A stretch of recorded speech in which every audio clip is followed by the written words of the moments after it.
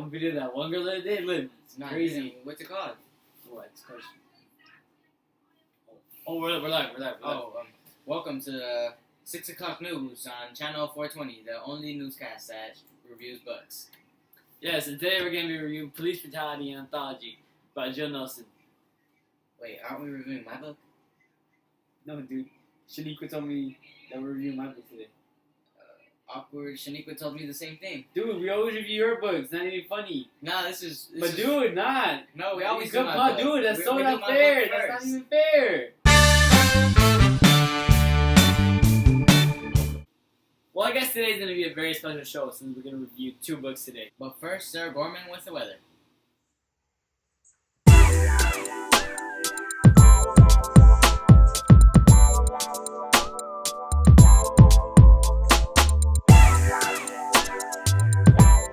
Yes, in the city of Ohio. Right there. There's a high percent of snow and a high percent of getting hit by a cop if you're a minority. Yet if you report this, they will not get in trouble. They won't get in trouble because they're a cop. Oh yeah, actually, according to Joe Nelson, the writer of Police Brutality Anthology, she states that in Akron, 84 people filed complaints against police officers in 2001. 9 were deemed legitimate and resulted in an officer being disciplined in some type of form. In 58 of the cases, the officer was exonerated or the incident was determined to not have happened. The rest of the complaints were either withdrawn or could not be sustained or are still pending. The violence is so deranged, it has everyone shaking their heads in disbelief. Even President Bush has something to say. He said, "We simply cannot condone violence as a way of changing the system. We must stand up against lawlessness and crime wherever it takes place." Back to you guys in the studio.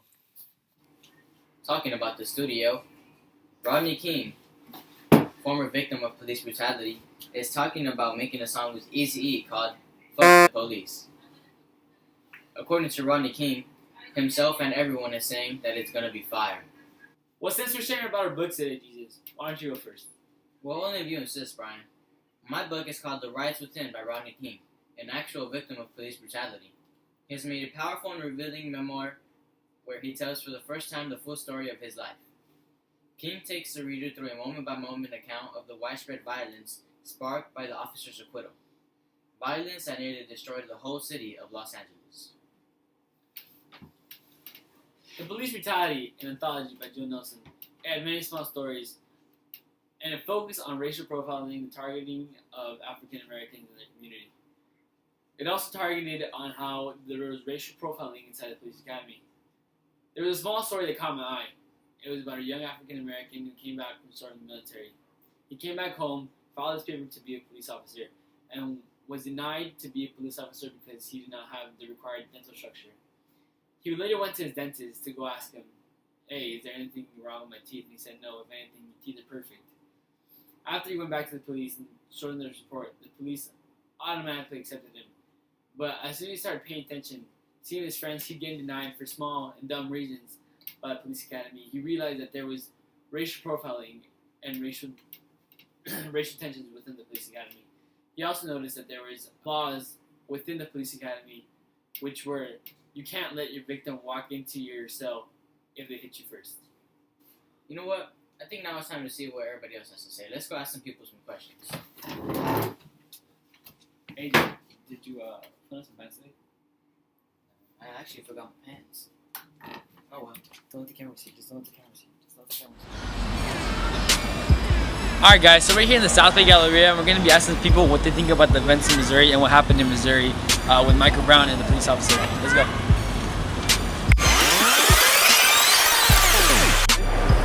Alright, so what are your opinions on the rioting happening in Ferguson, Missouri? Well, what's happening is, I think, just a waste of time.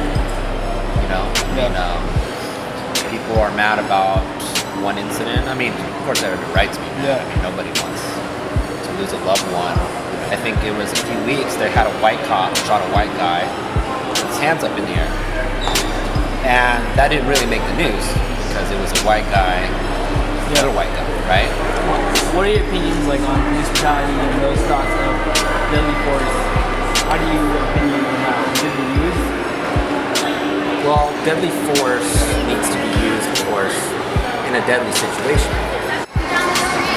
Alright, so what do you think about the events happening in Ferguson and what happened in Ferguson? I actually feel that it's a great cause that they're doing riots right now because it's bringing awareness to racism as well, and I feel like it's something we should all be a part of. What do you think about deadly force or police brutality, as people say? I feel like the officers are very rough on human beings in general, like no matter what race you are, but I feel like for some races they're a little bit more harder than others, and they should start acting up and realizing how they're acting towards certain people, you know? Okay.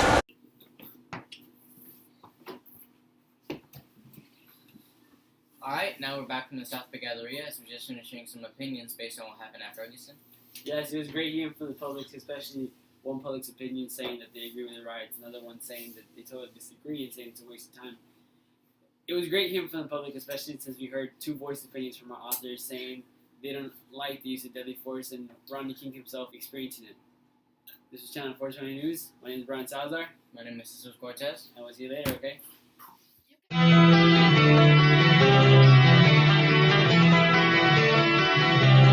All the leaves around. It's recording. Awkward. It is recording.